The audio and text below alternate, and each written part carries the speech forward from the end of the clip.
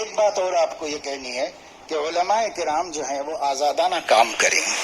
بسا اوقات بہت جگہوں پر یہ ہو رہا ہے کہ بات تھوڑی سی بعض لوگوں کو تلخ لگے گی، لیکن حقائق یہاں سب بول رہے ہیں. اس لیے میں بھی ایک اپنا 50 سالہ تجربہ آپ کے سامنے رکھنے کے لیے یہ بات کہہ رہا ہوں کہ بہت جگہوں پر علماء کو مختلف محاذوں پر کام کرنے میں سب سے بڑی مانع تبلیغی جماعت ثابت ہو رہی ہے.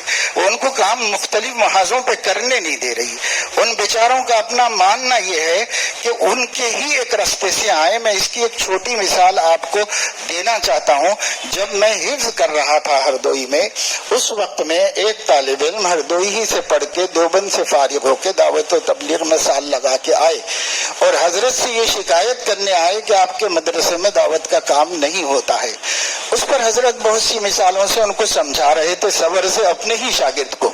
ایک مثال یہ دی کہ تمہارے گاؤں میں جامع مسجد ہے نا؟ کہا اس جامع مسجد میں آنے کے کتنے راستے ہیں؟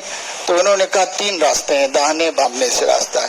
اگر عصر کی اذان ہو جائے اور اس مسجد کے اندر لوگ نماز پڑھنے آئیں، ایک راستے سے آپ آتے ہیں، باقی لوگ دوسرے راستوں سے آئیں، تو وہ جو دوسرے راستوں سے آئے وہ عصر میں شریک ہوئے کہ نہیں ہوئے؟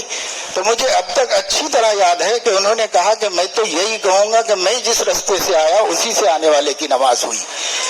یہ چیز اب بڑھتے اتنی ہو گئی ہے کہ کئی مہاراشٹر میں تو اس قدر مشکلات ہیں کہ کوئی کام کسی دوسرے کو کرنے ہی نہیں دیا جا رہا ہے. تو میں علماء سے اللہ کے نام پر اپیل کروں گا، دعوت و تبلیغ کا مکمل ساتھ دیجیے، بھرپور ساتھ دیجیے، باہر سے دیجیے، اور آپ جو ہے اپنا کام، اپنی ذمہ داریوں کو تمام محاذوں پر دین کو زندہ کرنے کے لیے سنجیدہ ہو جائیے اور اس طرح کام کیجیے. یہ ایک بڑی مشکل